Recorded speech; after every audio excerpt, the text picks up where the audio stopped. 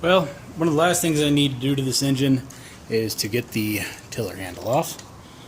Let me get you an actual view of it. This will fit all kinds of motors, but it's pretty simple to do. I think I want to make this video more for a reference in case you're going to be installing one. You can at least see how this one was on and how I took it off. So that's kind of the gist of it. Although most of my videos are just reference videos anyway. They'll sit there unwatched for, a year, and then somebody will need it and come along and watch it. So I think that's kind of my audience. But anywho, plan is to get that tiller handle off. Now this engine originally had the touch trim system. So it had the touch trim cable, which is this hanging off. I removed that when I removed the trim unit. If you watch the power trim and tilt video, you'll see how I pulled that off. But now all I have left to do really is, even the electrical, when I put on the remote and the electronics, is when I disconnected the electrical stuff too, so even that's already off. Controls, I pulled the top pin out when I was doing the link and sync on the carburetor, so that's already done. You basically have this pin, and this little cotter pin here. Those got to get pulled out. I only pulled out the throttle. I didn't pull out the shift, so that's my first step, I suppose. And I'm sure there's an easy way to do these. I just haven't figured it out yet. So basically, I just kind of grab the needle nose and twist them out. Usually they go okay. So what I did was I twist that way, pull out, and it came right out. And there's a pin, slides through the back. Not much room there to get it out. Even my fat little hand there kind of struggles getting in. Although there is some tension on that cord though too, so that's not helping. So both throttle and shift are now disconnected. If you noticed, it's not doing anything anymore.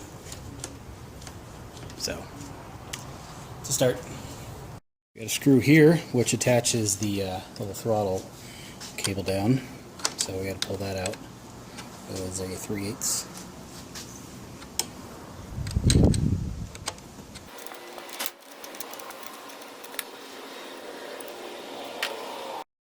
And the washer dropped. Grab that.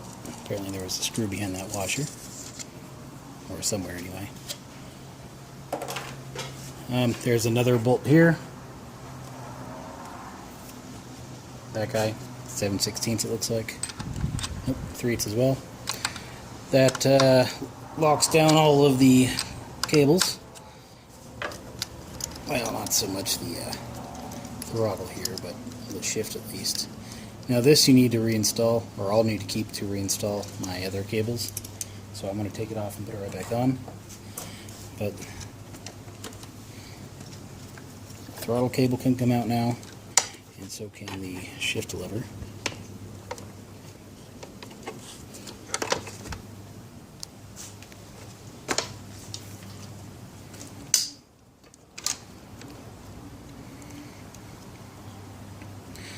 The grommet, it looks kind of fancy, so that'll stay. I'll pick up another one for a remote, but let's kind of rotate that a little out of the way. And that's kind of it as far as the cables or controls go. Now it's time to actually unscrew it. So it's dark, but there is a 9/16 lock nut there and there. Both of those got to get loosened. That's going to be a little hard because of the angle they're sitting on, but you got to crack them loose just a little bit, at least, to be able to get the bottoms out. Yeah, that's not one to go, is it?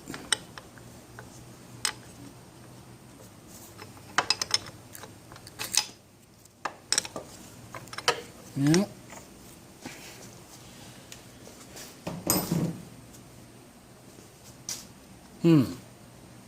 So I have a wrench kind of holding the top. I'm going to go in through the bottom with an impact. So I can find where I put the socket. Yep. The old pocket.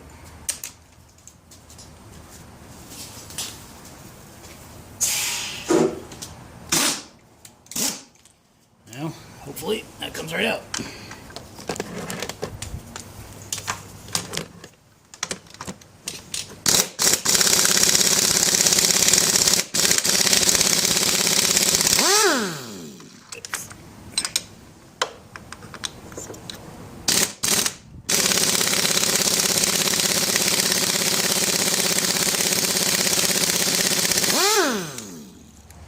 one's almost out. At least the nut's off. I'll go ahead and back it off the rest of the way now.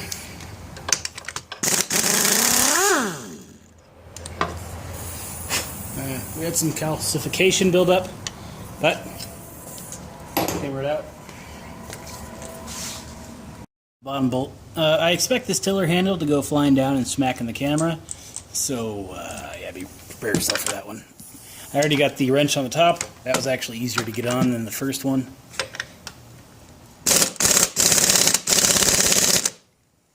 The tiller handle is coming down, by the way.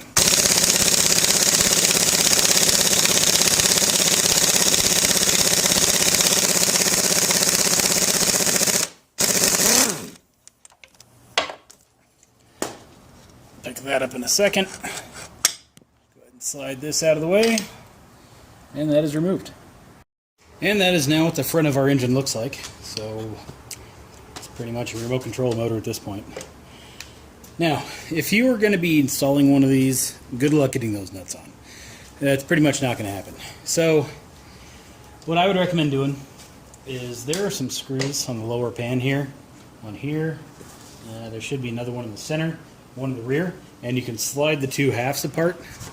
See this crack? The two halves can both kind of do that. You'll be able to get a wrench on the top, and you'll be able to get them off.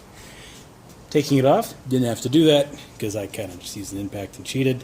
But like I said, if you're getting it back on, plan on removing these lower covers because you ain't getting a wrench on there. At least I sure wasn't. And they are kind of secondary locks. You don't want to not use them. Yeah, you probably could, you know. But last thing you want are these two vibrating loose, your handle getting loose, breaking, or falling off. So, top lock nuts, they're a good idea. So here's my new grommet. That's for the cable-driven type. Just got to temporarily put this back on.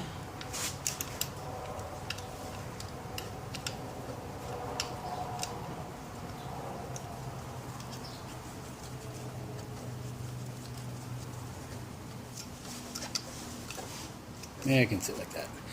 Well, that's it for how to remove the tiller. If you're going to be installing one, at least you kind of saw how mine came off.